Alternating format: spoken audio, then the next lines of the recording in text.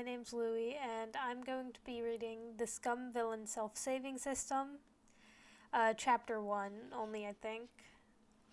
And let's go ahead and get into it. Just a bit of a heads up, I do tend to stutter and stumble on my words a little bit, so there's that.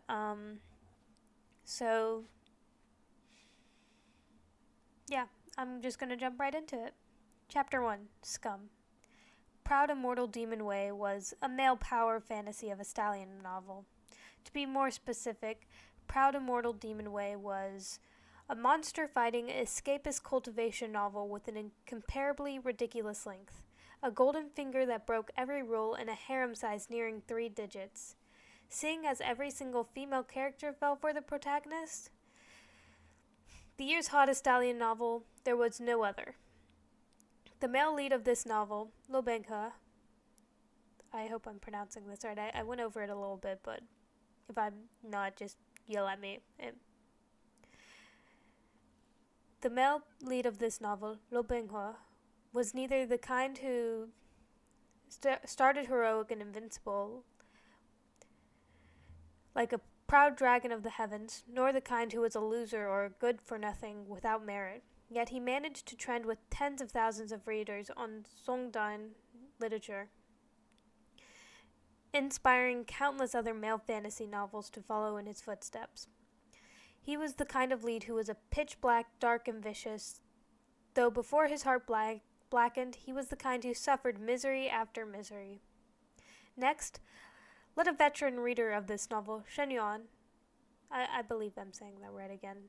Like I said, I am not too sure if I'm saying these right. If so, just yell at me, and I will work on bettering it.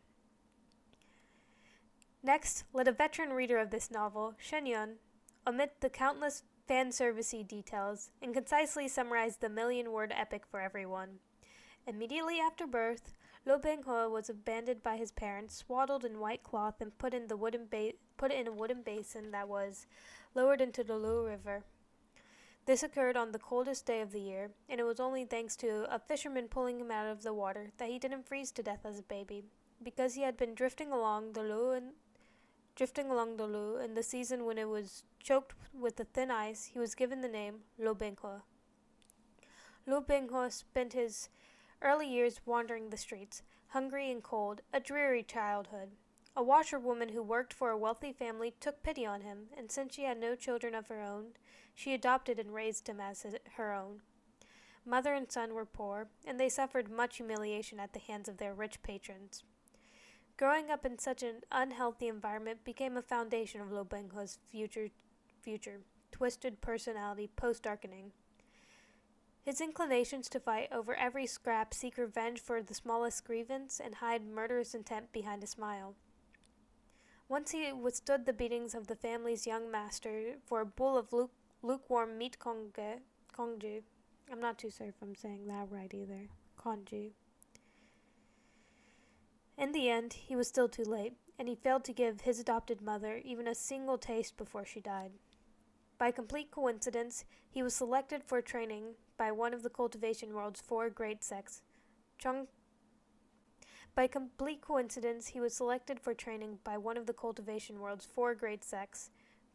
Mountain. There, he apprenticed under the Shuya sword Shen Qingchu. Lu Binghe, though, thought he could finally start down the righteous path.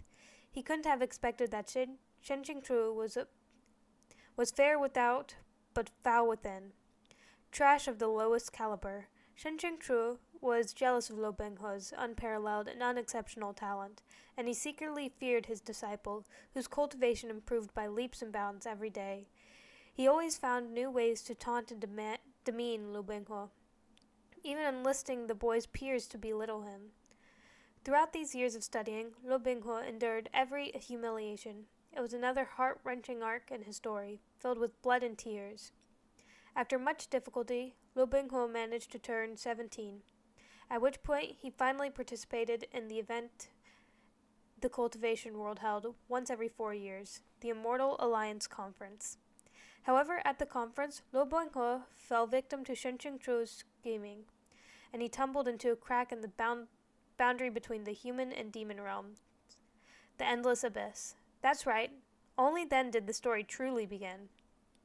Not only did Lo Bingho survive, but within the endless abyss, he found his personal sword, the peerless mystical blade, Shinmo. He also learned the truth of his origins. As it turned out, Lo Bingho had been born to the demon realm's saintly ruler and a woman of the human realm. Within his veins flowed the blood of the ancient heaven-fallen demons as well as that of the human race. His birth father, Tianlongjun, had been sealed beneath a great mountain, trapped for all eternity. His birth mother had been a disciple from a righteous cultivation sect. But shortly following Tianlongjun's sealing, she had been expelled on suspicion of having secret ties to demons. She had died from postpartum hemorrhage after giving birth to Lo Binghe, but prior to her death, she had set her son adrift from the lonely ship she gave birth to on. It was the only way she was able to give Lo Binghe a chance to survive. Lo Binghe used Shinmo to release his body seal on his demonic blood. Then, within the dark abyss, he single-mindedly cultivated and enlightened himself to otherworldly techniques before heading back to Chengchong Mountain Sec. From there on out, Lo Binghe steadily headed down his dark path, never looking back. Every single one of his old enemies suffered great torment and died a horrible death by his hand. Within his steadily improving abilities to lie and scheme, Lo Binghe won the trust of many people, feigning compliance when secretly plotting against them. He seized power and rose in position, beginning a reign of terror. As the story unfolded, Lo Binghe's heart blackened further and further. He returned to the demonic. He returned to the demon realm and inherited the position of saintly ruler. Yet unsatisfied, he began to eradicate each one of the human realm's great righteous sects, bathing them in blood, annihilating all who opposed him. In the end, Lo Binghe became a legend spoken of for generations of immortals and demons, hailed for his unification of the three realms, the uncountable size of his harem, and the boundless number of descendants. Dumbfuck author, dumbfuck novel! With his dying breath, Shenyan spat his final curse.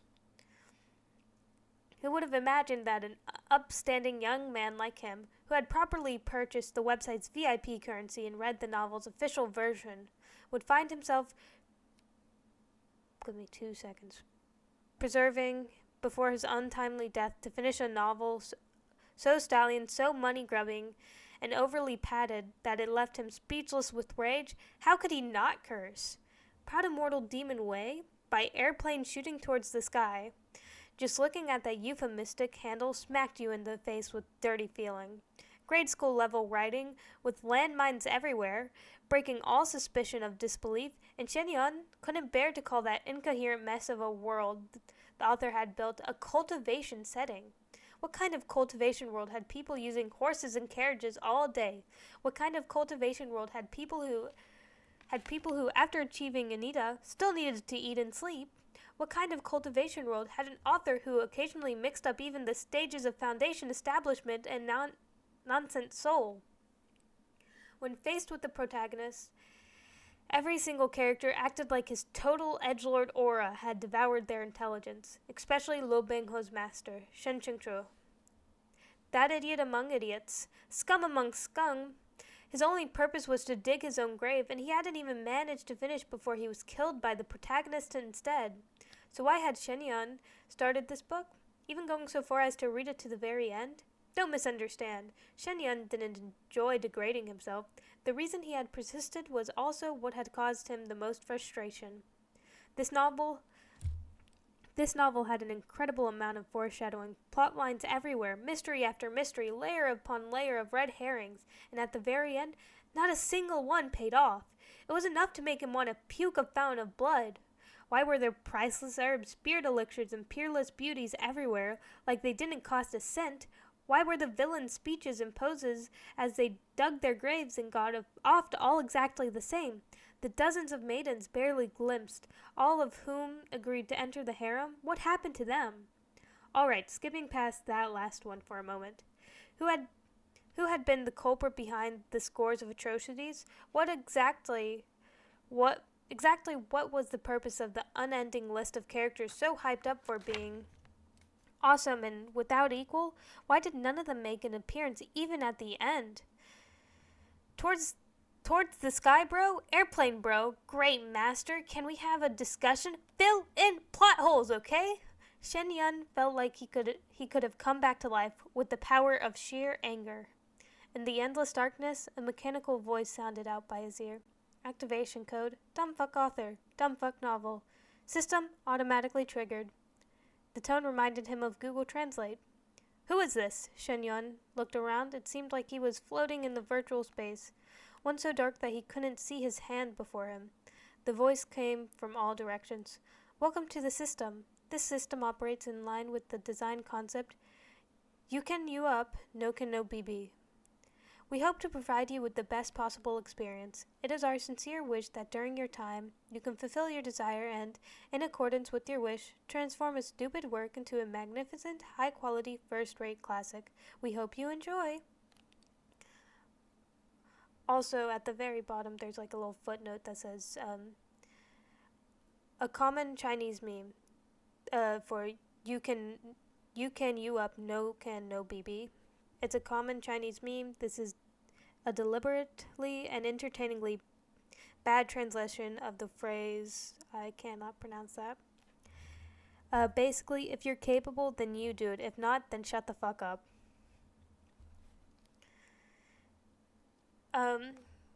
So, yeah, back to it. In the midst of his ensuing vertigo, a man's voice asked lightly beside him, Shidi, can you hear me? Shen Yun shuddered and settled his mind, forcefully peeling open his eyes. The scene that appeared before him was a massive, whirling flurry.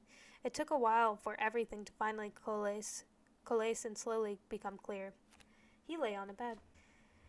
Looking up, a white, gauzy canopy hung overhead, with finely crafted perfume pouches dangling from the four corners. Looking down, he wore a white robe of an ancient style. Next to the pillow lay a paper fan.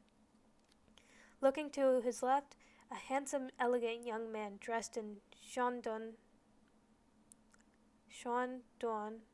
I'm not too sure if that's proper, formal robe sat by his bedside, looking at him with concern. Shen Yuan closed his eyes, then sharply reached for that folding fan and opened it with a snap. He lightly waved it, fanning away the cold sweat pouring down his face. The man's eye lit up with joy. Shidi finally woke up, he said warmly. Do you have any discomfort? Nothing too bad, Shen Yan said with some reservation. The information overload was a bit much. He dazedly tried to sit up. As he did, the man quickly reached out to support his back, letting him lean against the headboard. Having read many of Zongdan's transmigration novels, Shen Yuan had long ago resolved that, if he one day woke up to find himself lying in a strange place, the first words out of his mouth before he understood what was happening definitely wouldn't be a carefree giggle. And, are you filming a movie? The props look so real. Your crew really is giving it their all. I.e., the words of a person slow-wittedly trying to find their footing. Rather, Shen Yuan concentrated on acting like he'd just woken up, expression absent-minded. Where is this? The man startled. Did you sleep yourself into a trance? This is your Chingjing pig. Internally, Shen Yuan was shocked, but he continued to act muddled. Why was I asleep for so long? That's what I wanted to ask you. You were in perfect health, so how did you suddenly come down with a high fever? I know that with the Immortal Alliance conference approaching, you've been training your disciples and are anxious to see results, but with Chengchong Mountain being such a well-established and renowned sect, even if one of our own didn't attend this time, no one would dare question us. Why concern yourself with empty words? The more Shen Yuan listened, the more something felt off. Why did these lines sound so familiar? No, why did this setup seem so familiar? The man's next sentence, single and earnest, confirmed all his suspicions. Jingchu Shidi, are you listening to Shishong? I'm not too sure if I said that right. At this moment, something dinged, and the mechanical Google Translate-like voice from his dreamscape spoke again. The system was successfully activated. World-bound, Liu Binghe's master, Chengchong's mountain sect peak leader lord of Qingjing Peak, Shen Qingchu. Weapon, the sword of Shuya. Starting B points 10. Starting B points 100. Fuck. What bullshit is this? How come you're speaking directly into my brain? Does airplane shooting towards the sky know you're plagiarizing Proud Immortal Demon Way's setting like this? Of course, Shen Yun didn't say this out loud, but the voice swiftly responded. You have triggered the system's execution command and have been bound to Shen Qingchu's account. As the plot progresses, various point types will gradually become available. Please ensure that no scores falls below 0, or the system will automatically met out punishment. Stop. Enough. Shen Yun was sure now. He'd hit the jackpot. He transmigrated into a story he'd just finished. Moreover, even if it was a pitch-black stallion novel he'd hated, and even if it came with the kind of shitty system, as a 21st century veteran VIP reader of Zhongjian literature, Shen Yun had read various types of do-over and transmigration male power fantasy novels year in and year out, so theoretically, he could have happily and easily accepted this fact. But, of all people, the shell he was borrowing just so happened to belong to the male lead scum villain master, Shen Qingchu. This made the situation rather complicated. The amicable-looking elder brother type beside him with Chengchong Mountain Sect current sect leader, Shen Qingchu Shishong, the Xuan Su sword, Yu Qingyan,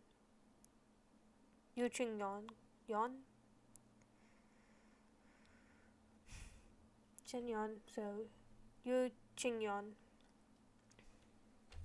Fuck. There was a very important reason Shen Yun empathetically thought fuck at the sight of Yu Qingyan. In the original work, Yu Qingyuan's death had been caused by his good shidi, Shen Qingchu, okay? And what horrific death it was! Tens of thousands of arrows had pierced him until not even his bones remained. At this moment, the victim was facing his own murderer, and showering him with concern. The pressure was immense. On second glance, though, the story hadn't yet unfolded to that point. Yu Qingyan was still in perfect health, meaning that at this point in time, Shen Qingchu had yet to reveal himself as a hypocrite and his reputation was still pristine. Yu Qingyan was a bleeding heart, nothing to be afraid of, though his character ended up suffering quite a bit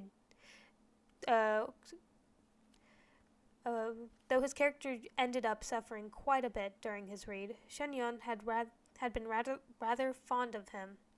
He was just about to relax when a string of words floated eerily to the front of his mind.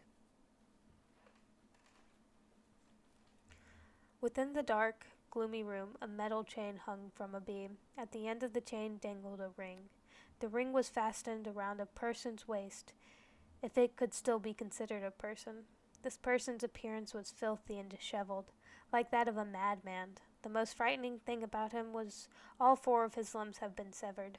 His shoulders and thighs were only 4 bare knobs of flesh. When touched, he would let out a hoarse sound.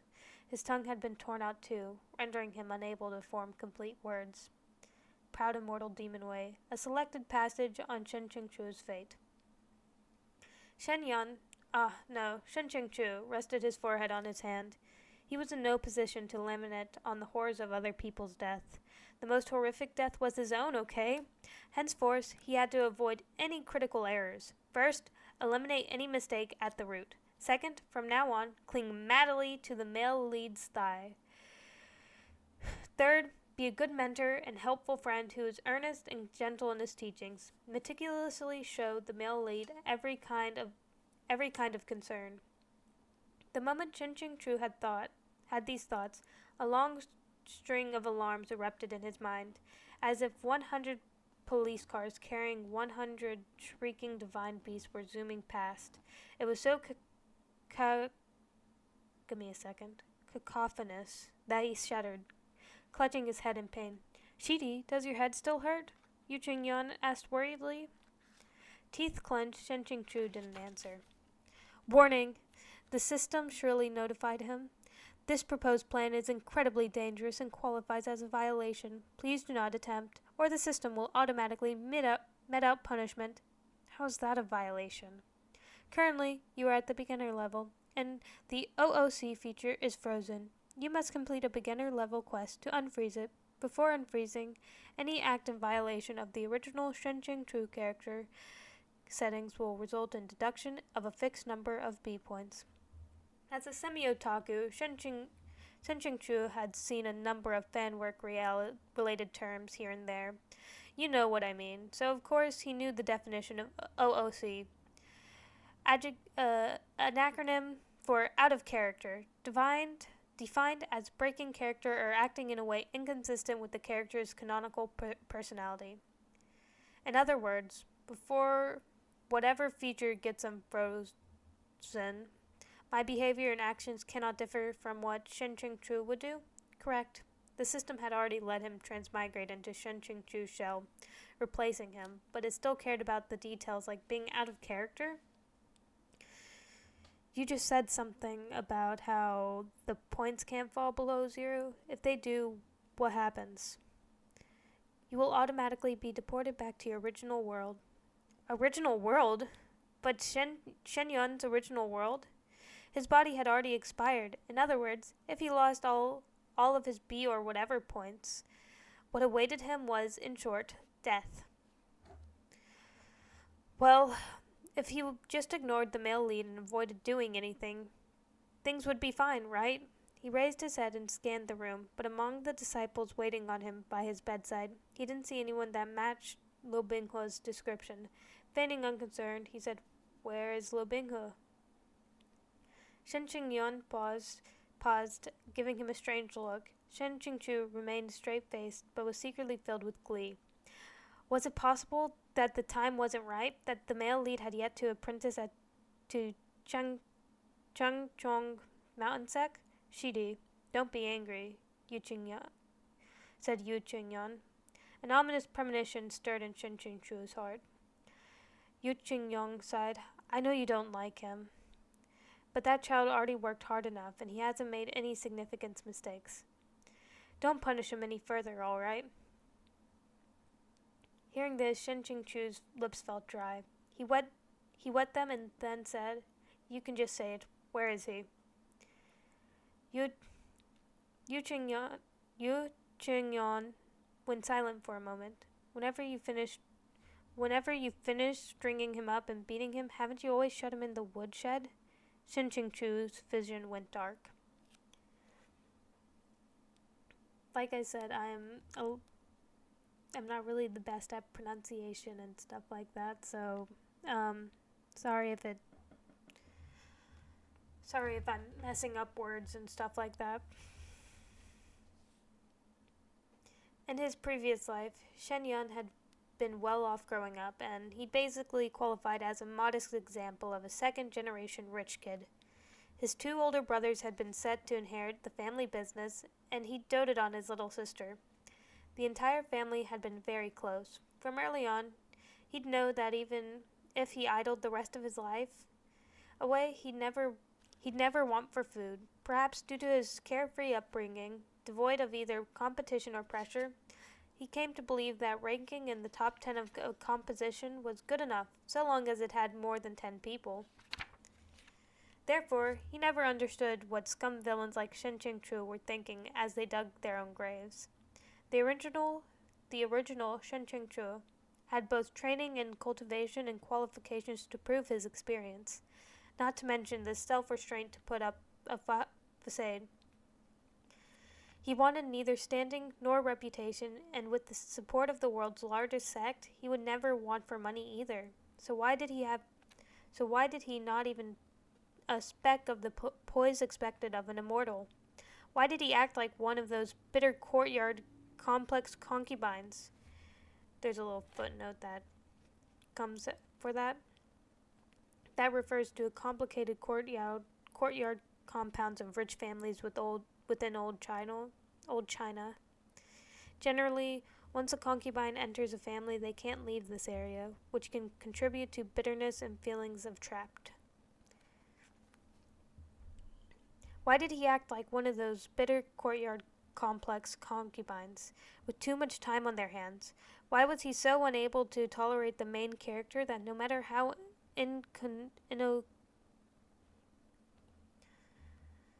innocuous his behavior, and why did he spend day in and day out scheming up new torments for him, even getting others to do so in his place?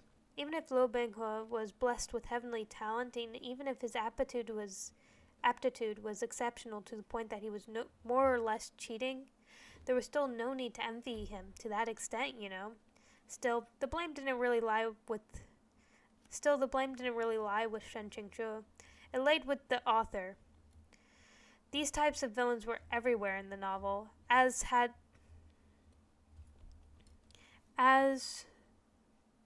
numerous as carp in the river. It was just that Shen Qingzhou's character had been especially detailed and especially rotten. What could you do, though? The ultimate boss in this book was the protagonist himself. How could a firefly outshine the sun and moon? The cultivation world had dubbed Shen Qingzhou the Shuya sword. So naturally, he had the appearance and bearing to match. Even now, glancing left and right into a blurry bronze mirror,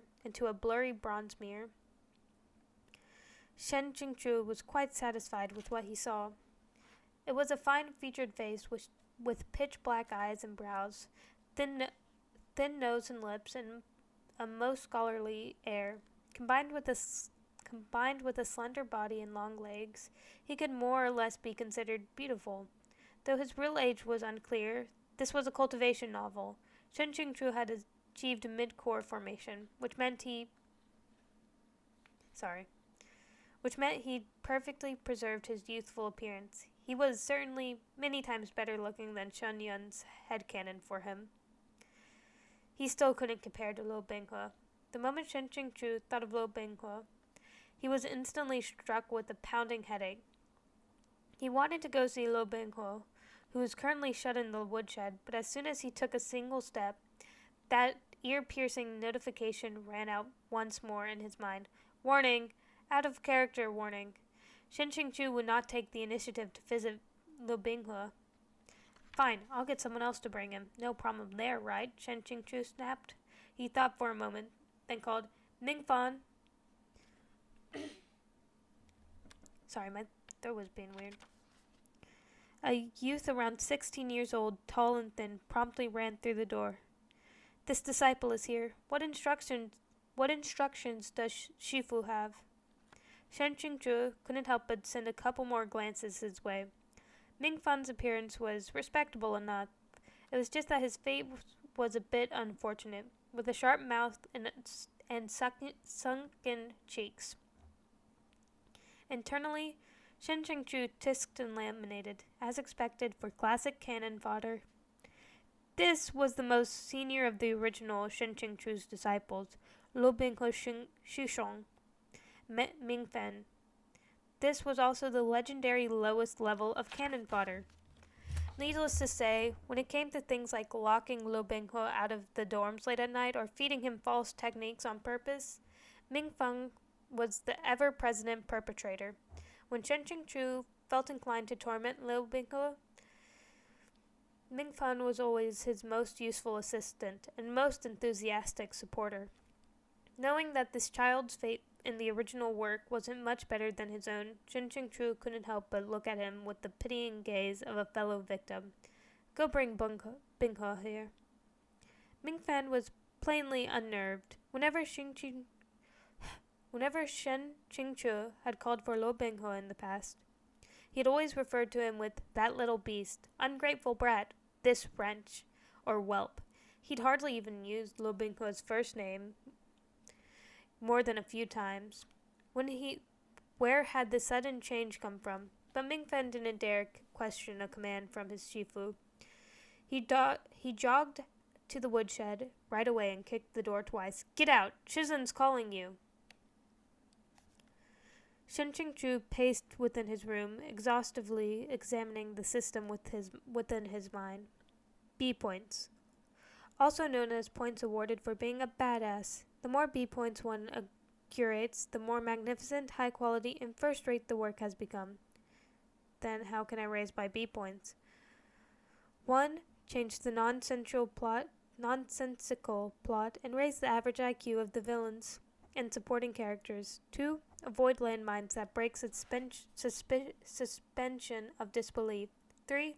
Ensure the main character's satisfaction points. 4. Discover and finish hidden plot events. Shen Qingchu analyzed each option one by one. In short, not only did he have to clean up the original Shen Qingchu's messes, then Shen Qingchu, who had a veritable mob of enemies coming for his ass, he also had to stop the other characters from creating more messes. He didn't even know if he could preserve his own sorry life. And here, he still needed to ensure that the main characters preserved his OP-ness, time in the spotlight, and harem size. All those unsolved mysteries, those plot holes the author had neglected to fill, and now Shen Qingchu had to grab a shovel and sweat away filling them in himself. Great Master Airplane shooting towards the sky had claimed that proud immortal Demon Way's purpose was perfectly clear, and that each word had been written with a single goal in mind, to satisfy the readers. This was especially evident in how, in the future, the OP male lead would play innocent, a wolf in sheep's clothing, hunting others' wolves, exacting revenge against lowlifes, generating enough satisfaction to overturn the heavens. Thus, the work's popularity had swelled rapidly as it grew longer and longer, until no foot-binding cloth could compare to its length. Keeping track of the plot had been stressful, even as a reader. Insane landmines were everywhere. How could he manage to avoid all of them? What kind of plot would qualify as not nonsensical? Shen Qingchu asked. The standard subjective determined. It depends on the reader's reactions. Then how many points do I need to collect to launch a beginner-level quest?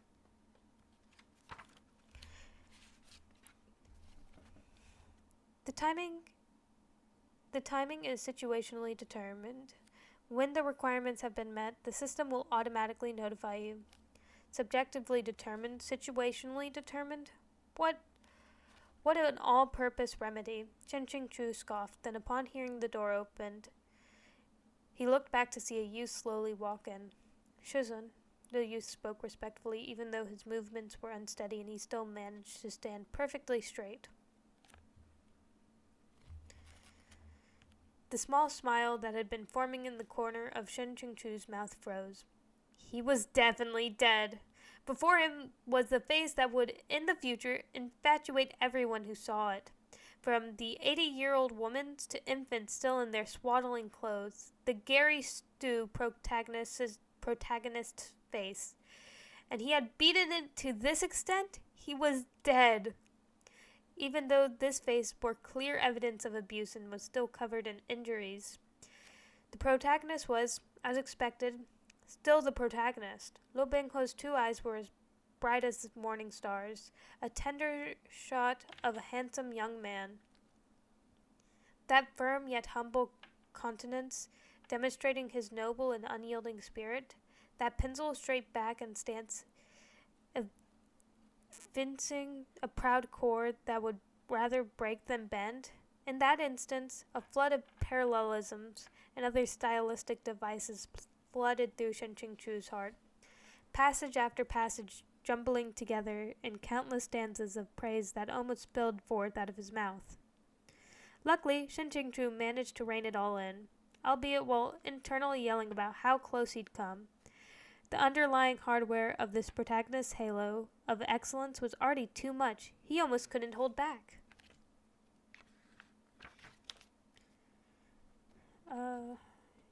This chapter is just really long. Shen Qingchu's mouth twitched as he watched Luo Binghe limp through the door, then struggled to kneel.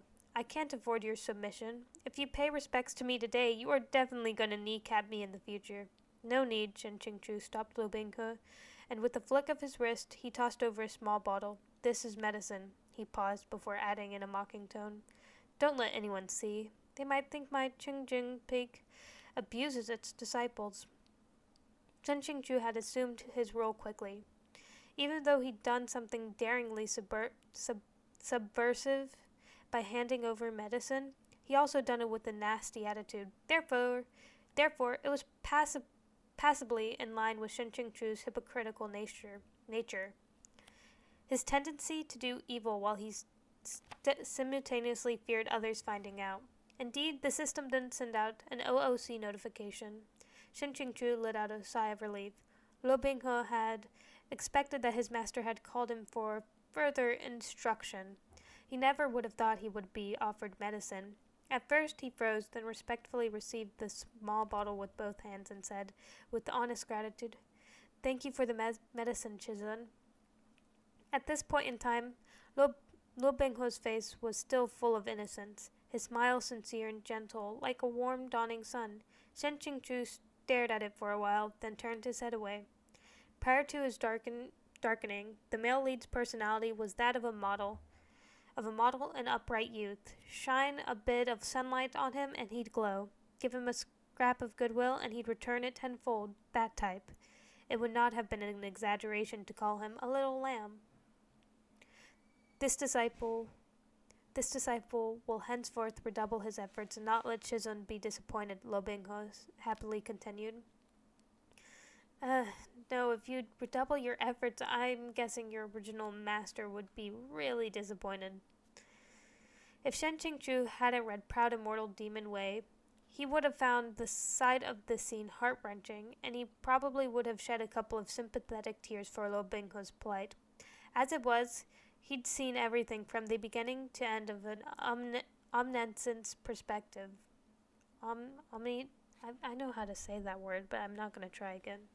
So he'd been privy to Luo Binghe's plentiful and colorful thoughts post-blackening. To wit, Luo Binghe's current pitifulness directly correlated to the future ferocity of his wanton laughter as he ground his foot into your head. Though he would wear the mask of a kind and humble gentleman, inside all his thoughts would be about how he'd rip out your tendons, pull out your bones, peel off your skin, and hang it out to dry. Luo Binghe smiled. Today, the humiliation this disciple once suffered will be returned 100-fold. For injuring my hands and feet, I'll tear off your limbs and grind them to dust. Proud Immortal Demon Way. Selected passage number 2. After that, he had in fact actually carved Shen Qingchu into a human stick. Binghe, how has your cultivation progressed? Shen Qingchu asked in a deliberately aloof tone as he moved to sit in a sandalwood chair. With that single Binghe, he terrified himself to the point that frightened goosebumps rose all down his back.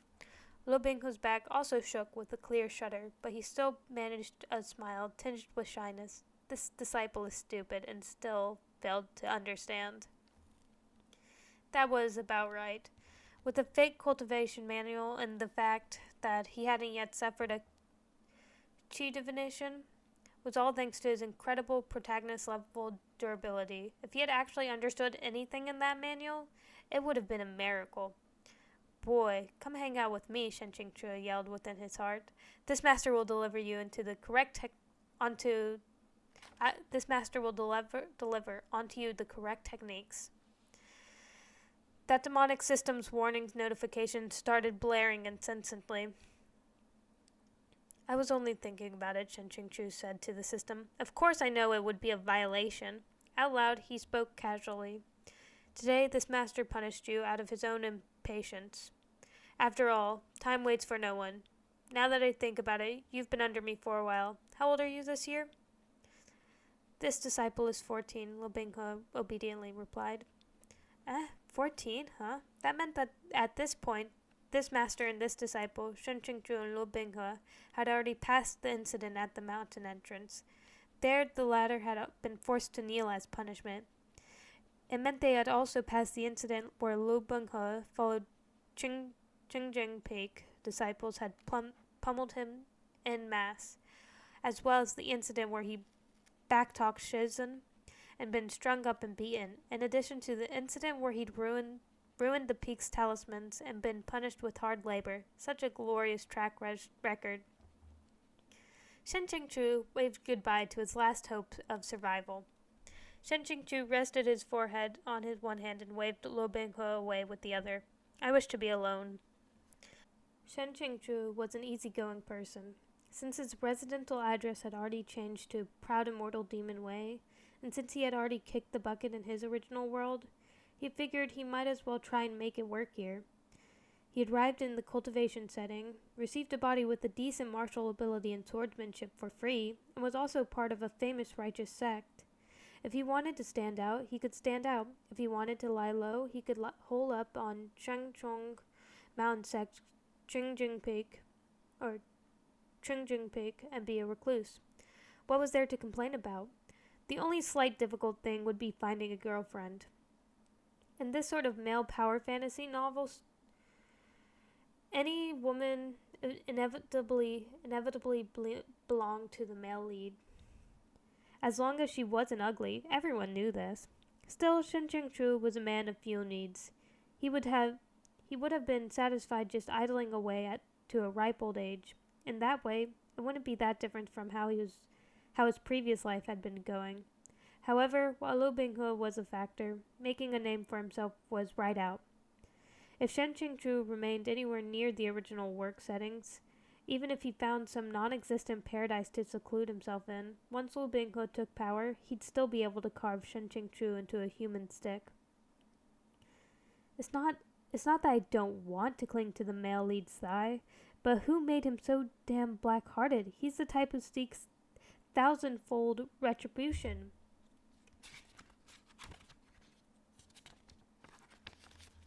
After his daily cursing at the great master airplane, Shen Qingzhu quickly set some goals. In short, familiar yourself with the environment, work with the system as much as possible, diligently pursue more accomplishments, earn B points, and unfreeze the out-of-character function as soon as possible. If the situation started looking grim, he'd have to seek out an alternative strategy. Changchong's 12 peaks were like 12 giant swords forged by nature, steep and magnificent, piercing the skies. Oh, I didn't practice these ones at all, so... Shen Qingzhu's Qingjing Peak wasn't the tallest, but it was the most tranquil, heavily forested with tall bamboo. On top of that, basically all of Shen Qingzhu's disciples needed to learn the four scholarly arts of Guqin. I don't know how to say that. Guqin playing. Go calligraphy and painting. From time to time, the clear sounds of reading and the murmur of the Guqin would drift on the breeze. It was an excellent destination for scholarly youths, steeped in the ancient arts of literature and perfectly aligned with the needs of the original Shen Qingzhu, that poser. As Shen Qingzhu passed a group of disciples, they respectfully asked after his health. He schooled his countenance to match the original's cold, aloof look, nodding slightly while walking with his hands clasped behind his back. He managed to get by with this, troubled only over how he was supposed to match the book's names to the wavering faces. This wasn't Shen Qingzhu's most pressing concern, however. That was self-defense, and for that, he needed to figure out how to employ the original flavor's martial ability and swordsmanship. If he remembered correctly, before Lu Binghe darkened, Changchong Mountain Sect suffered a succession of significant incidents. things like demonic incursions and the Immortal Alliance Conference. Shen Qingchu would have to deal with all of them. If all he had to work with was a shell with no cultivation ability, forget following the plot. The male lead wouldn't have to lift a finger before an insignificant, no-name monster got himself killed. Shen Qingchu walked deep into the forest alone. Only after confirming no one was in sight did he remove the sword at his waist. He held the scabbard in his left hand and the hilt in his right, and he slowly pulled it out. Shuya had been with Shen Qingchu since he was young, and newly known, and it would have been considered prestigious unto itself. The flash of the blade was snow-white, luminous but not blinding, definitely a top-class armament. When one channeled spiritual energy into the weapon, the blade glowed faintly. As Shen Qingchu pondered exactly how to channel spiritual energy, the sword in his hand began to shimmer white. It seemed like he had inherited the original's cultivation and martial abilities as well. His mind had filled in the gaps without him needing to consciously remember. Wanting to see Shuya's power, Shen Qingchu casually slashed once. Who knew a single slash would be so terrifying? The sword's arc dazzled like a flash of lightning released from his palm, so bright that even the UV 400 sunglasses wouldn't have saved him if he hadn't closed his eyes. When he opened them again, he beheld a deep ditch that had been carved into the ground, as if it had been split by lightning. Holy shit! When Shen Qingchu remained expressionless, but his heart surged with exhilaration. So damn awesome! Power worthy of a character who was a peak soul master. With this level of cultivation, if he diligently trained for the next 20 years, then maybe in the future, as a last resort, if he absolutely had to face that overpowered Lu Binghe, he might be able to flee in disgrace. Yes, all he wanted was to be able to flee in disgrace. He wanted to practice more, but he heard the sound of subtle footsteps snapping dry twigs. In truth, that sound was still a long way off. But his 5 senses were highly sensitive, and it would have been difficult not to notice. Shen Qingchu studied that deep ditch in the ground, then sheathed his sword with a clink before hiding himself within the greenery. The footsteps came closer and closer. There was more than one person, as expected. A moment later, the first face to appear was Lu Binghe's, seeming to shine with its own light. The first sound, however, was the crisp, delicate voice of a young maiden. Alu, look, there's a huge ditch here in the ground. Upon hearing this nickname, Shen Qingchu almost staggered from his hiding place. Shen Qingchu's youngest female disciple, Ning Yingying. The system said concisely. What use was that introduction? Shen Qingchu hissed. Everyone knows that only one person addresses Lu Binghe that way. The pretty girl following Lu Binghe came into view as well. She looked slightly younger than Lu Binghe, lovely and adorable, her braided hair bound with orange ribbons as she ran and skipped, brimming with naivety. Every proper cultivation novel had to have a charming young shimi type. This young shimi inspired some complicated feelings for Shen Qingchu. This was because he had designs on Nin Yingying. No, more like the original Shen Qingchu had designs on Nin Yingying. Shen Qingchu's character settings were stuck on shady hypocrite, since on the surface he looked pure-hearted, free of desire, and immune to wicked temptations. Then beneath that surface he had to be immoral, shameless, scummy, and despicable. He was a teacher, but he harbored filthy intentions towards his obedient and cheerful disciple. He tried to carry them out several times in the story, and he very nearly succeeded. One can, however, imagine the results of daring to try and get a taste of the male lead's woman. While reading, Shen Qingchu had thought it a little strange that Lu Binghe hadn't tried to castrate the creep. His failure to do so absolutely didn't jive with Binghe's dark charm. So he had gone to the comment section and joined the mob in flooding it with posts of the tune of, "Please castrate Shen Qingchu. No castration? We unsubscribe." Upon reflection and closer consideration, Shen Qingchu was profoundly terrified. If the appeal had succeeded, then he'd absolutely have to chop off the hand in which he had made those posts. Lo Binghe glanced over once and offered only a half-hearted smile, but Ning Yingying wanted his attention, and she fumbled around for something to say.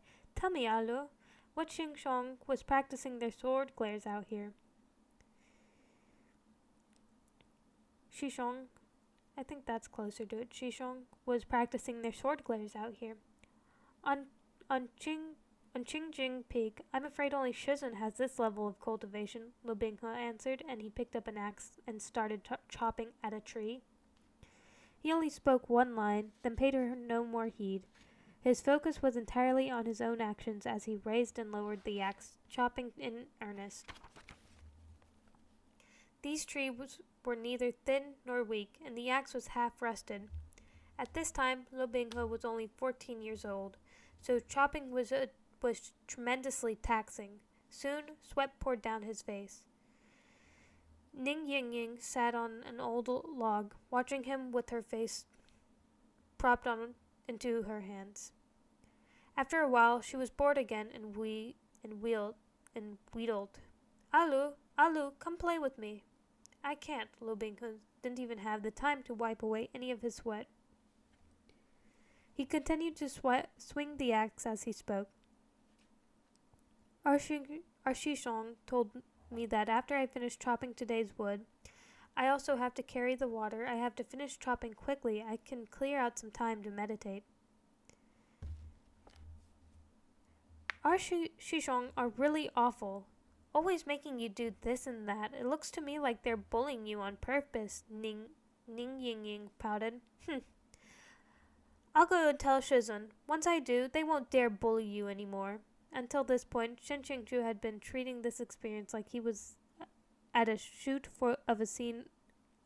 He had been treating this experience like he was at a shoot for a scene of Proud Immortal Demon Way drama, just passing through and enjoying a tale of two childhood sweethearts. Upon hearing this, he paled in shock. No.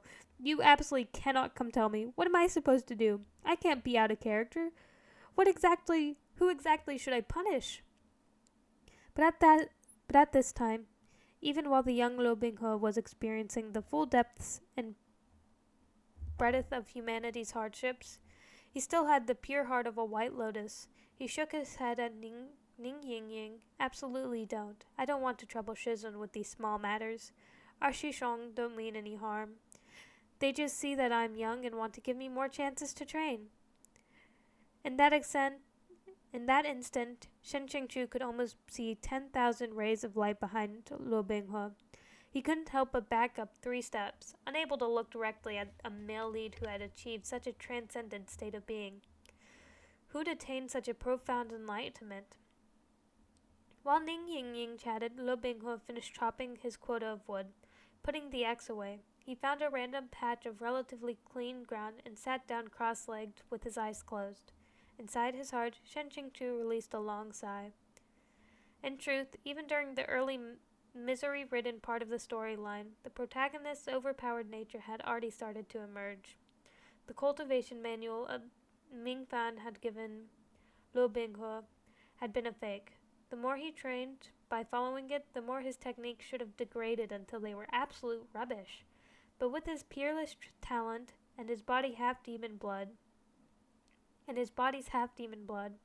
Lu Binghe had managed to eke out a path of his own by complete accident. It was entirely unscientific. While Shen Qingchu sighed, there came the sound of another set of jumbled footsteps. As soon as he heard them, Shen Qingchu knew that what was coming wouldn't be good. Ming Fan stepped out into the clearing, leading several low-ranked disciples. Upon seeing Ning Yingying, he delightedly strolled up and grabbed her hand. Xiao Shimi, I finally found you. How could you come to a place like this without saying anything?" The backside of the mountain is so large. What if some dangerous beast or poisonous snake leapt out at you? Come, Shishong has something fun to show you. Naturally, Mingfang saw Lu Binghe sitting silently nearby, but he ignored the other boy as if he were nothing but air.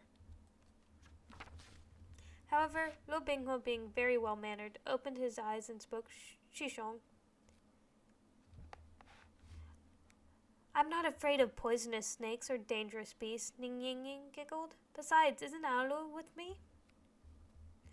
Mingfang swept his gaze towards Lu Binghe, squinted, and scoffed. To Shen Qingchu, Mingfang's thoughts couldn't have been clearer. He heard the affectionate way Ning Ying Ying addressed Lu Binghe, and in that moment, his annoying Shidi had become even more irritating. In the end, Ning Ying Ying had a young girl's disposition, completely unable to take a hint or read the room. What fun thing does Xingshong have? She asked. Head tilted. Hurry up and show me. Mingfang became all smiles. He unfastened a deep green jade ornament from his waist and held it in front of her. Shimi, my family just came to visit, and they brought me lots of high quality and interesting little trinkets. I thought this one was particularly pretty. I'll give it to you. Ning Ying Ying took it from him and examined it closely in the sunlight shining through the leaves. Well, do you like it? Mingifan asked eagerly. From his hiding place, Shen Qingchu finally remembered. This was that scene. Not good. He shouldn't have come. Danger!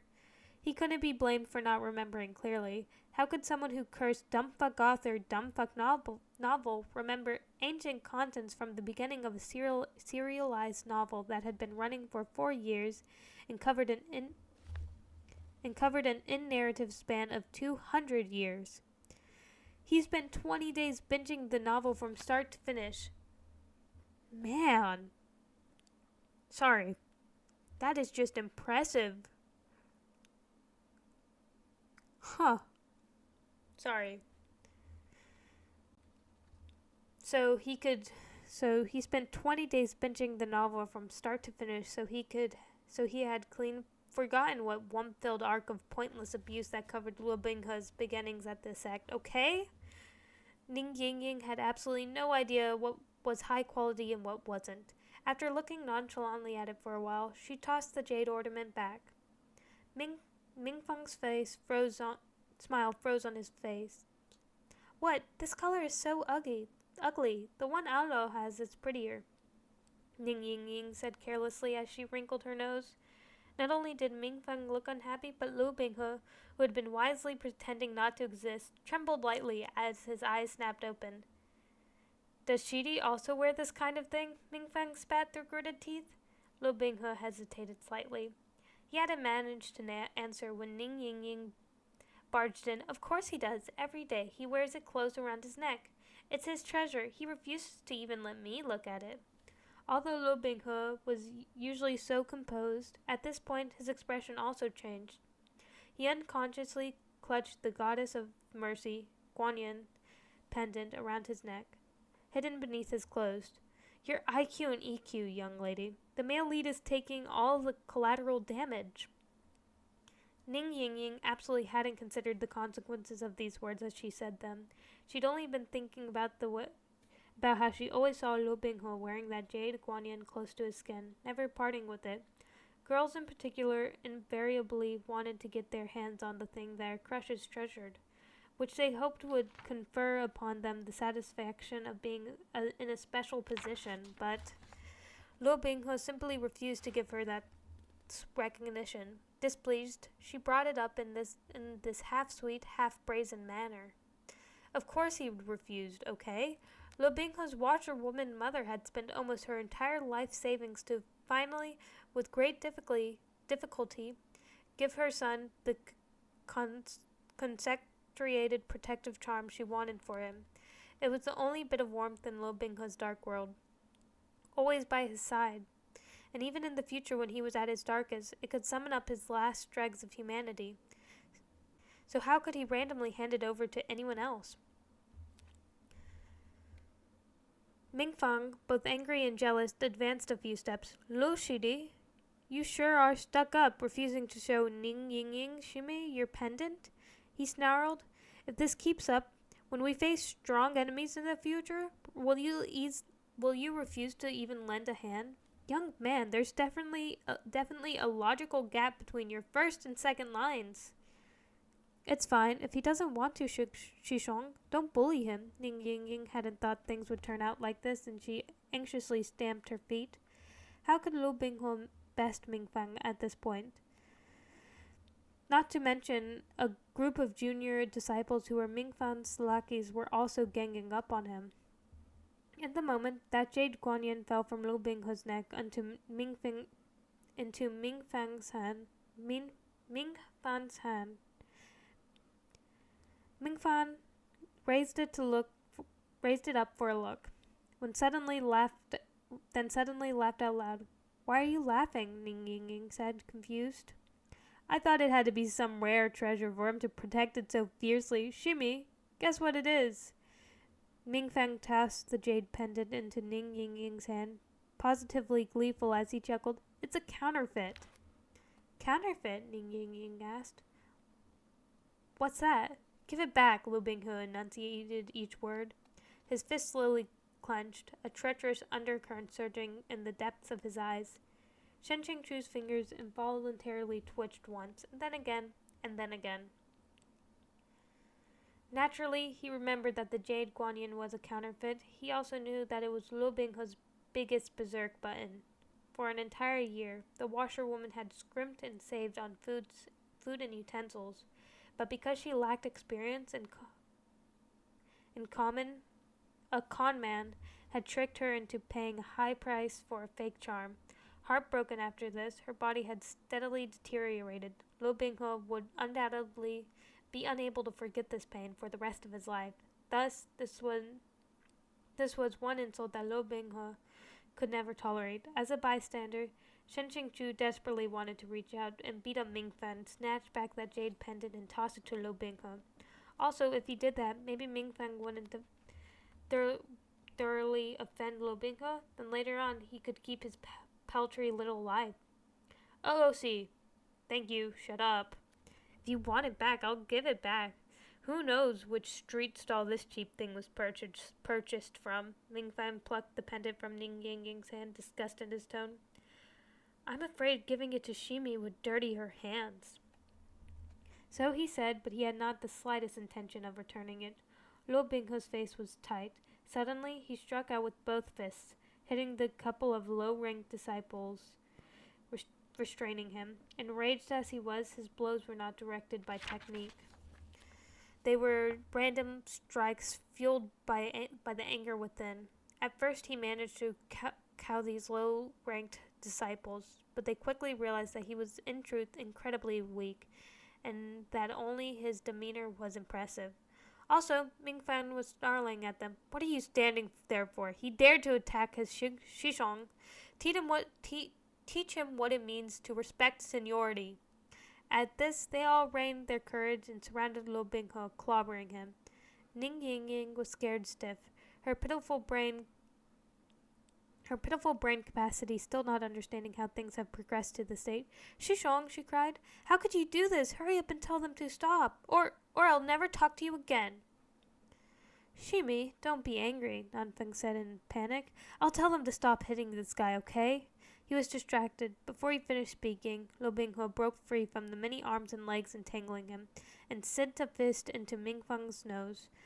A wild wail, the two twin streams of fresh blood jetting from Mingfang's nostrils.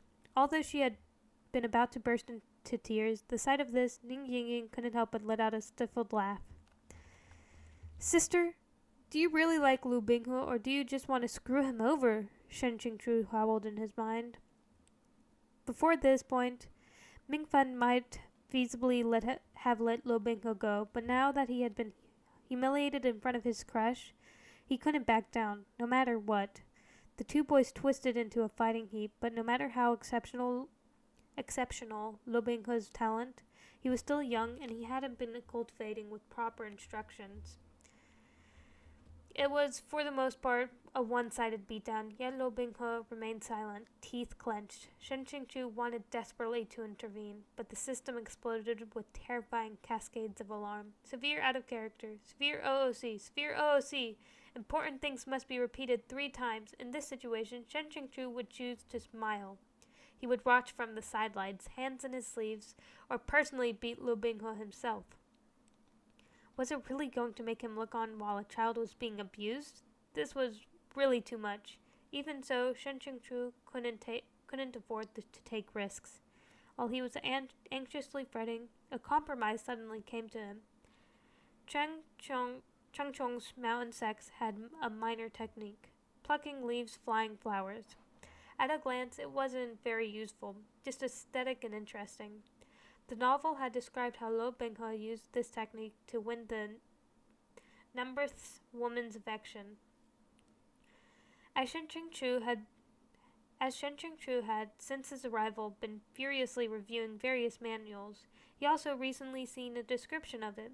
He plucked a nearby leaf and channeled a touch of spiritual power into it. The first time, he channeled too much. The leaf couldn't withstand his power and instantly split into several pieces. He succeeded the second time, held the leaf between his fingertips, and gently blew, letting it go. The leaf shot towards Mingfang like an airborne knife. As Mingfang's long, horrible scream split the air, Shen Qingchu shook out his hand and wiped a bead of sweat from his forehead. No wonder they said that to an expert, even a flower or a tree could be used to hurt people. But he hadn't killed Mingfang just now, right? Lo Binghe had suffered quite a few punches and kicks, but suddenly it was Mingfang who staggered backwards. Lo Binghe looked up. Fresh blood dripped from his forehead past his eyes, but he hadn't expected to see Mingfang stretching out his own hand, his palm also covered in blood. Mingfang stared in disbelief. "You dare use a knife?" Due to its fierceness, Ning Yingying hadn't risked coming close to their fight, but now she hurried to throw herself between the two. No, Alu didn't use a knife. It wasn't him. Lo Binghe also had no idea what had happened. He closed his mouth tightly and tried to clean the blood from his face. "Did you see clearly? Was he holding a knife?" Mingfang interrogated the other disciples as blood swept out of his back, like he had been cut with the edge of a sword. The disciples looked around at each other, complete disarray, some shaking their heads, some nodding. Mingfang was a spoiled and pampered young master, and he had never suffered this level of physical pain. The sight of his own hand covered with blood sent panic surging through his heart. The puzzling thing was that there was no evidence of a weapon either, on the ground or on Lo Binghe's slender person. It couldn't have vanished into thin air, right? Shen Qingchu held his breath. His vision suddenly flashed red, and a huge line of floating text popped up before him in a blood red as eye-catching as it was bone-chilling. Violation. OOC. B points, -10. Current B points, 90. Shen Qingchu released a breath, relieved. He had been prepared for deduction of the realm of 50, or to lose everything. Only 10 was much better than he thought. He had taken the loss for now. There would be future chances to earn those points back. Then, shortly after he let out that breath, Mingfang pointed to Lo Binghe and yelled, "Get him!" Shen Qingchu nearly vomited a mouthful of blood straight from his chest. The gang of disciples heard the order and tackled Lo Binghe. Shen Qingchu unconsciously tore off a nearby handful of leaves and sent them all singing through the air. He regretted it as soon as he left his hand. What the fuck am I doing? No matter what happens, Lo Binghe is the magnificent male lead. It's not like he's never been ganged up on before. Like they could beat him to death. Like hell you need to worry, self. He might have gotten away with the first interference, but now? Fantastic. Even an idiot would notice something was off. Numerous disciples were splattered with blood. They anxiously gathered around Mingfang, no longer daring to gang up on Lo Binghe. "Shishong, what's going on? Shishong, I've also been cut." Mingfang's face was green and white. Only after a moment did he yell out, "Go!" Leading his group of lackeys, all covered their backs and holding their arms, he frantically withdrew. They truly came like wind and left like it too. Only Ning Yingying remained and standed there dumbly for a while. Then she shouted, "Alu, were you the one who sent them running just now?" Lo Bingho shook his head, expression gloomy. He stood up, straightened with difficulty. Then he bent down again with a tense look, searching the ground for something, turning over fallen leaves and dry twigs, and mud this way and that, over and over. Shen Qingchu knew what he was looking for. Naturally, it was that jade pendant, which had been lost in the confusion. He saw it, clear as day, before fighting. Mingfeng had swung out his arm, and as he did, the pendant's red string had snagged on a branch high above their heads, but Shen Qingchu couldn't point that out. Also, just after he sent the leaves flying, he heard that heart-shattering system scream, "Violation! LOC! B points, -10 times 6. Current B points, 30. In an instant, he had fallen below a passing grade. So 1 leaf equals 10 points? Don't use such a simple and crude arithmetics. Ning Yingying didn't dare speak. After all, she had caused this entire affair. If not for her big mouth, Lo Binghe would have never suffered such a beating. And on top of that, he'd lost his pendant for no good reason. She swiftly began to help Lo Binghe search. They, of course, remained empty-handed, even as it became dark. Lo Binghe stood dumbly in place, staring at the mess of the ground. They had overturned every speck of dirt in sight, but still, they hadn't found it. "Alu, if we can't find it, let's just leave it be," said Ning Yingying, a little frightened to see him so dazed and out of his mind. She took his hand. "I'm sorry. I'll buy you another one later, all right?" Lo Binghe paid her no mind. He slowly withdrew his hand and walked towards the forest edge. Head lowered, Ning Yingying hurried after him. Shen Qingchu was truly impressed with himself. These 2 children had searched for an entire afternoon, and he'd actually gone in and watched the whole time. How could he explain that to himself, other than to say he had too much fucking time on his hands? He waited until they'd gone a good distance, and finally emerged from his hiding place. He raised his head and looked about, then tapped his foot on the ground. In that moment, he experienced what it meant to have a body as light as a swallow, and with a great ease, he rose and plucked that jade pendant from where it was caught on the branch. In truth, Shen Qingchu wanted to secretly return it to Lo Binghe, but he was now familiar with the system's rules. That would definitely count as a violation. He didn't have any B points to squander. After some thought, Shen Qingchu decided to keep it for the time being. Maybe later, this jade pendant would be of great use. For example, perhaps during a critical moment when his fate hung by a thread, he could bargain it in exchange for his life. Shen Qingchu gave this possibility serious consideration. Right then, a line of green text with a profound 3D effect jumped into view. "Congratulations! Obtained keen item, Fake Jade Kuanyan. ×1. For changing the storyline, Shen Qingchu IQ plus 100. Current B points, 130. Please continue to work hard." All the points that had just been deduced were not only restored, he even got more.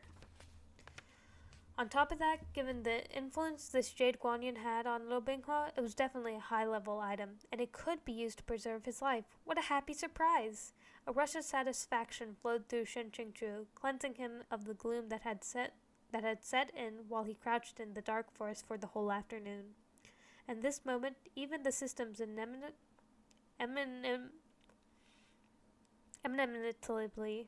punchable Google Translate-like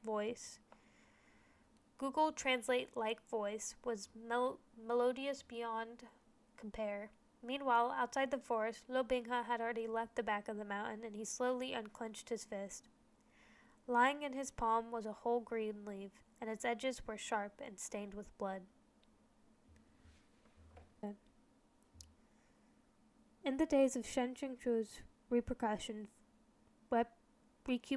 following his awakening from the inexplainable fever, Yu Qingyong had come to visit him many times. As the sect leader of the world's foremost major cultivation sect, which might be likened to being the principal of a comprehensive cultivation university, his workload had to be heavy, yet he was still so considerate to Ashidi, As a stranger in gratitude, as a stranger in a strange land, Shen Qingchu practically wanted to shed tears of gratitude.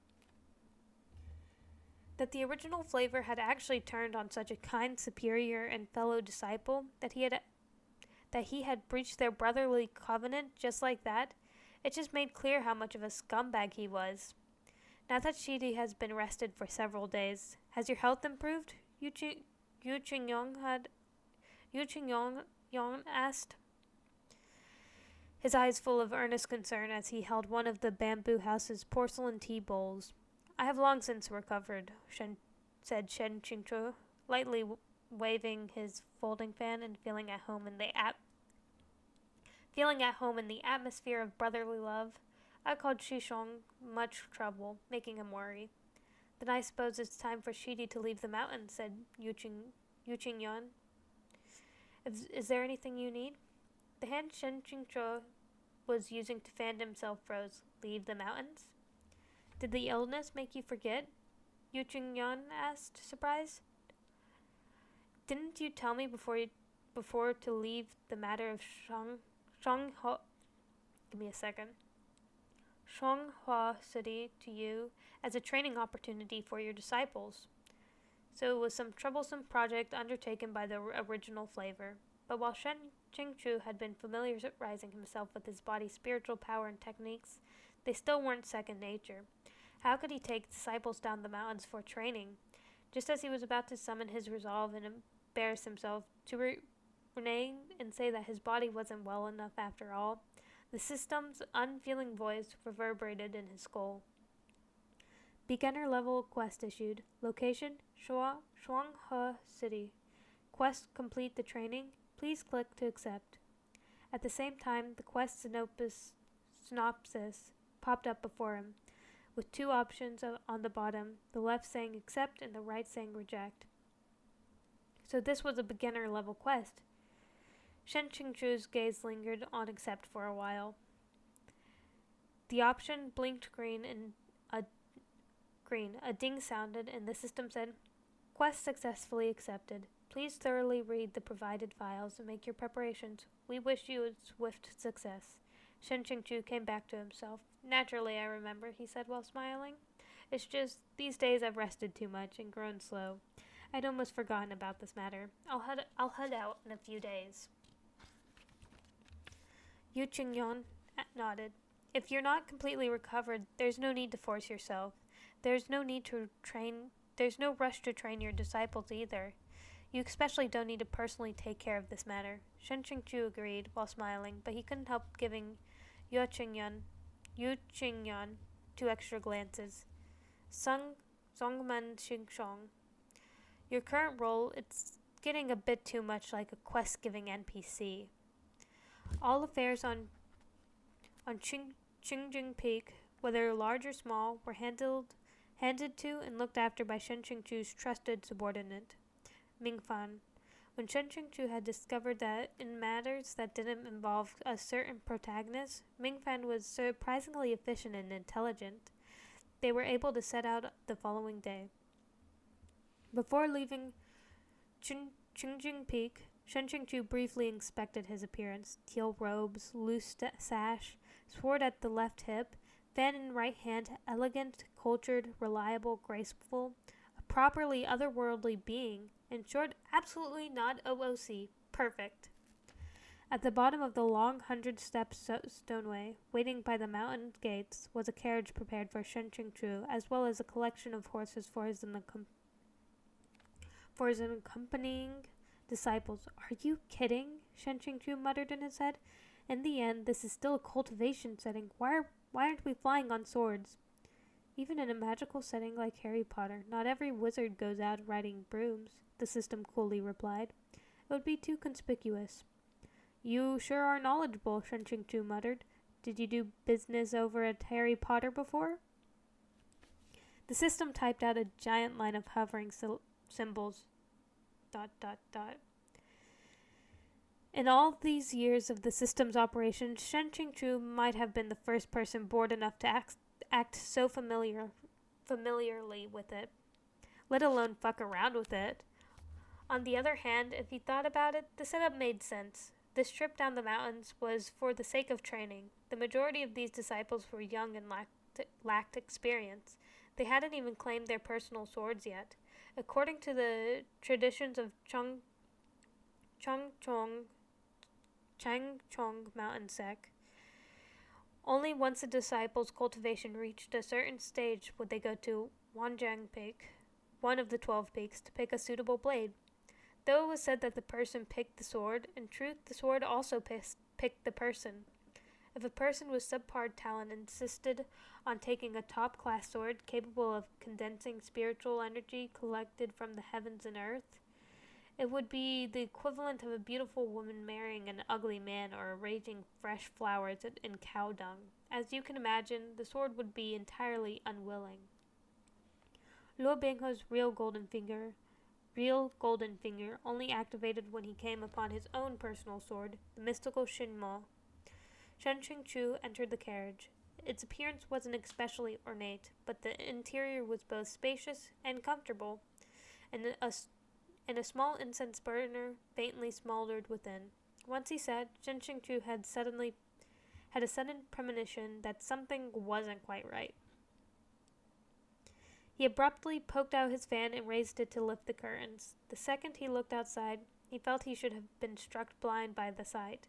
No wonder he thought that the silhouette hurrying back and forth around the carriage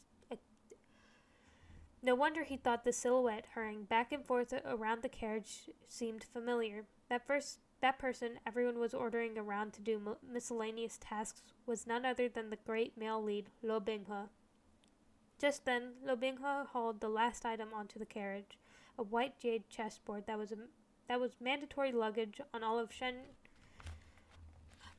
Qingchu's trips, although it usually went unused. He raised his head to see Shen Qingchu observing him with a complicated expression and jolted slightly. Respectfully, he said, "Shizun."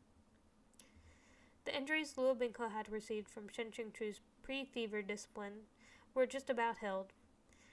The bruises on his face had vanished, and one could finally clearly see what he looked like. Even though he was young, his features were still soft and immature. No degree of youth could conceal the handsome grace within him.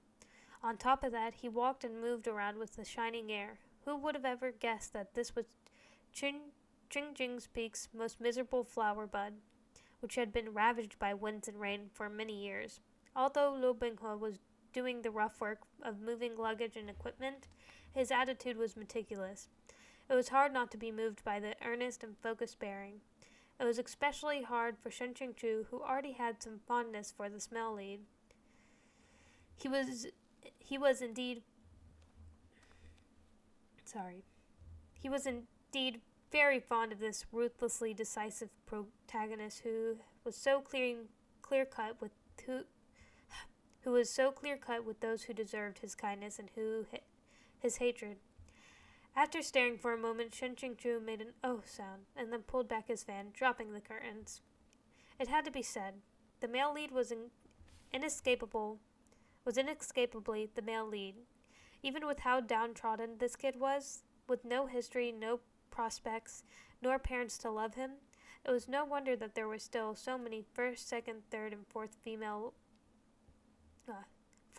leads ready to hang off of his every word, trail in his wake, and otherwise throw themselves at him. Good looks were the true way of the world. This also explained why there was also some cannon fodder or other who found him an eyesore and who wanted to vent by beating him until his head looked like a pig's. Then something else occurred to Shen Qingchu. That's not right. If the total number of traveling disciples, including Luo Binghe, was 10, and there were only 9 horses, then weren't they missing one? All right. Even if he thought with his toes, he'd have known who to blame. As expected, Mingfan's gleeful voice cut through the snickering outside. Actually, we're shorted on horses, so we have no choice but to inconvenience Shidi this time. Although this Shidi's foundation is poor, it's perfect. You can also take this chance to train. Short on horses, my ass. In recent years, all the major sects of Chong Chong Kong Chong mountain sect had become number one when it came to cultivation. It had no real business rivals.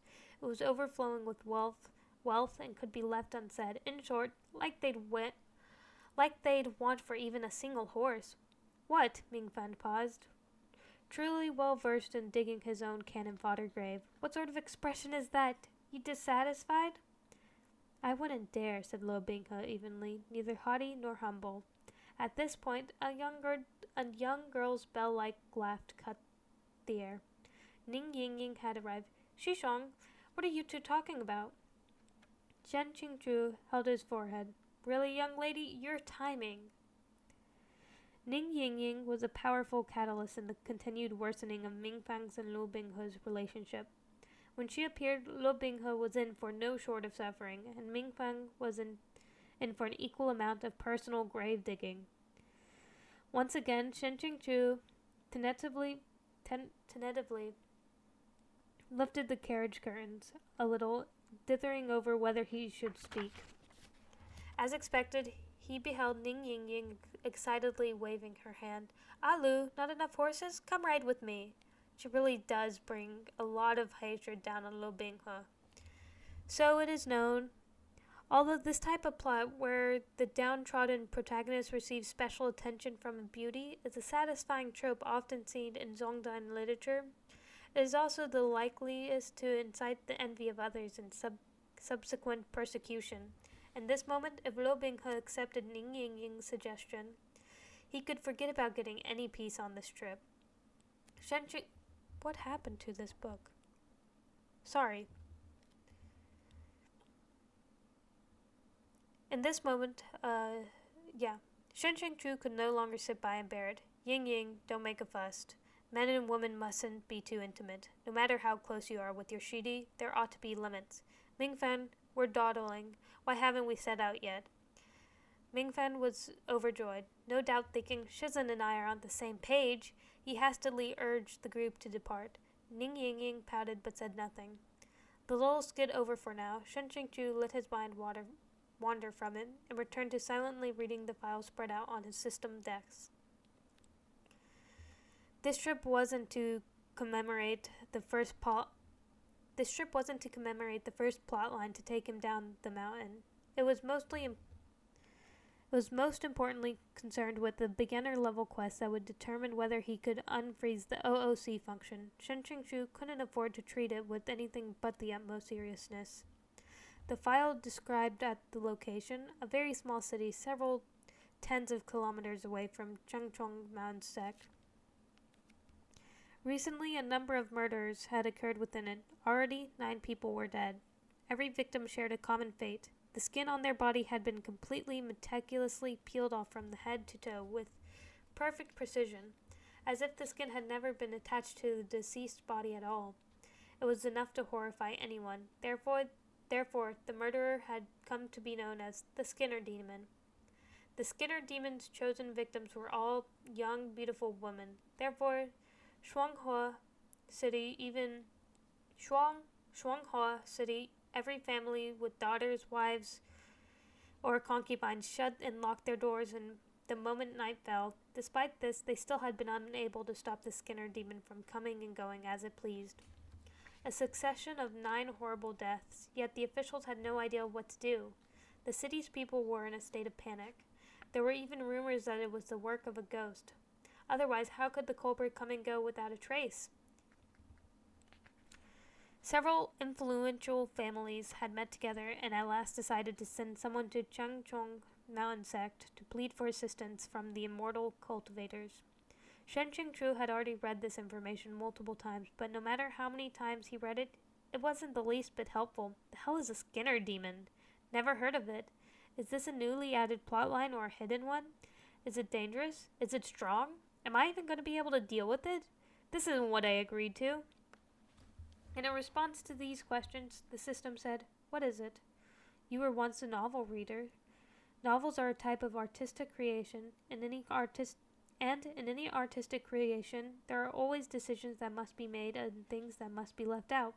Now that you've become part of this world, you naturally have to experience everything yourself. Regardless of importance, you must follow every plotline to the very end, even once omitted from the original work. Shen Qingju had no say in any of it. As such, he had diligently trained for numerous days, single-mindedly seeking to make his abilities second nature, lest he croak at the hands of some no-name monster before he even had the chance to die beneath the male lead's feet. Like a general passing away before his first victory. Luo Binghe was still outside, so at no moment did Shen Qingju dare to relax his vigil, keeping an eye out for any untoward activity. At the same time, he rummaged through the carriage interior.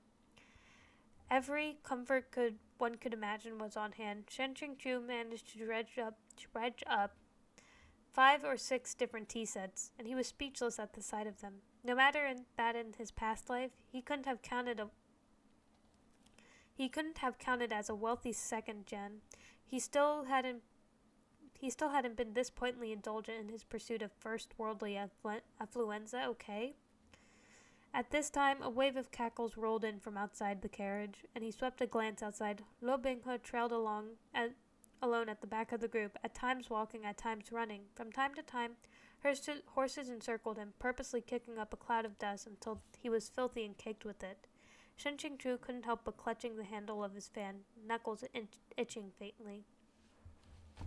This was only a book, and all the people were constructs, imaginary characters.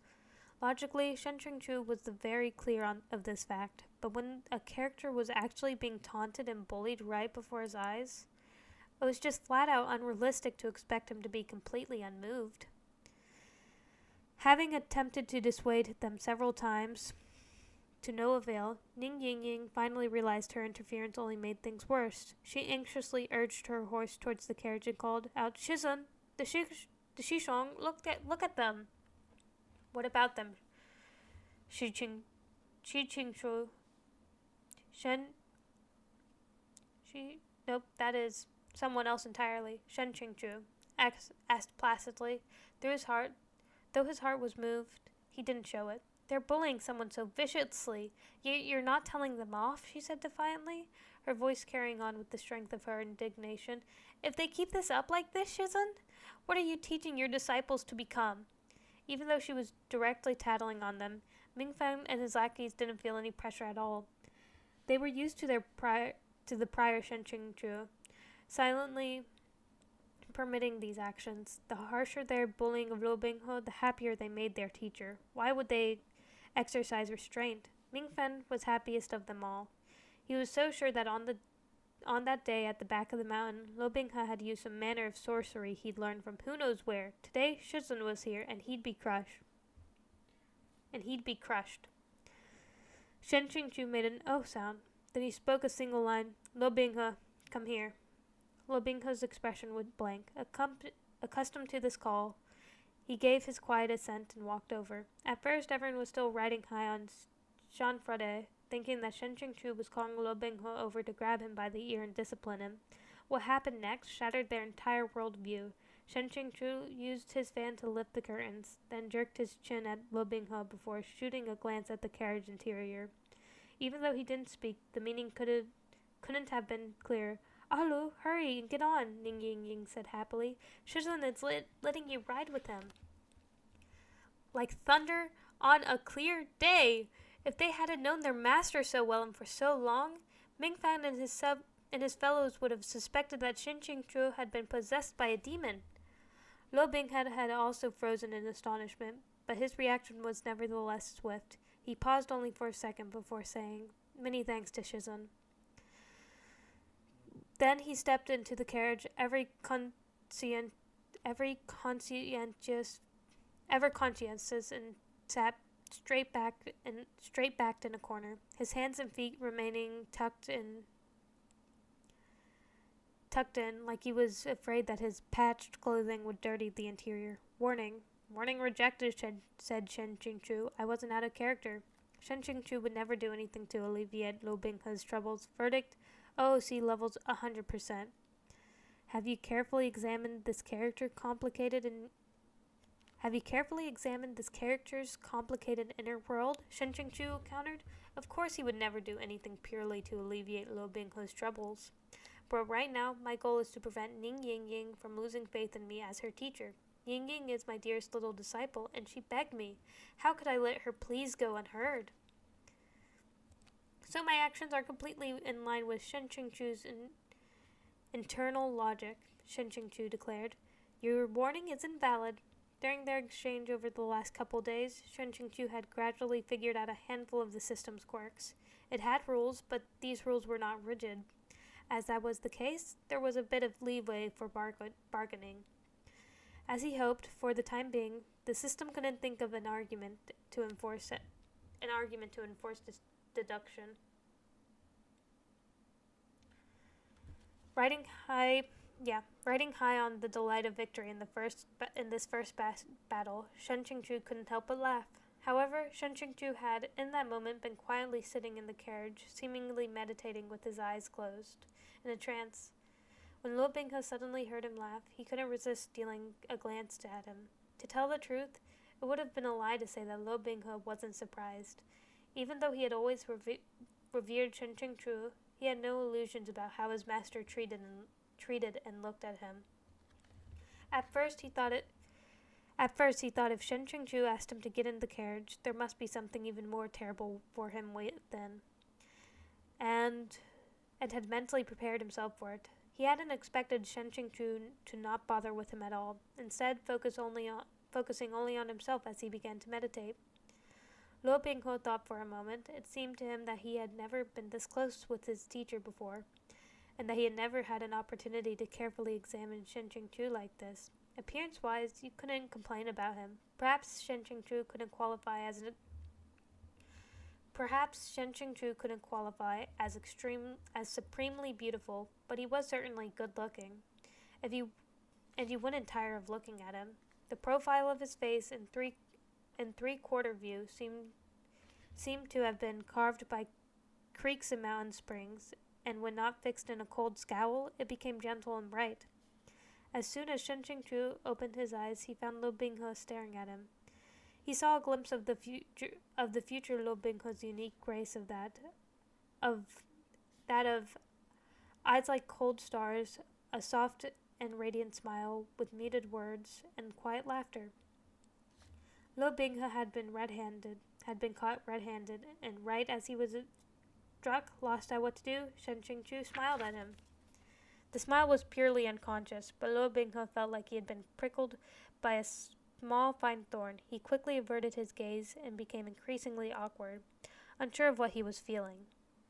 Very soon, Shen Qingchu couldn't bring himself to smile anymore. The system had delivered a notification. Violation, OOC, B points, -5. Current B points, 165.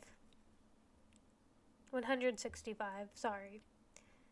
Saith Shen Qingchu, even a brief smile warrants a deduction. Saith the system, most righteously. OOC is OOC. And that is chapter 1. Man, these chapters are massive. Compared to TGCF, it's a lot. The chapters are a lot bigger, it looks like. But there's that, and I will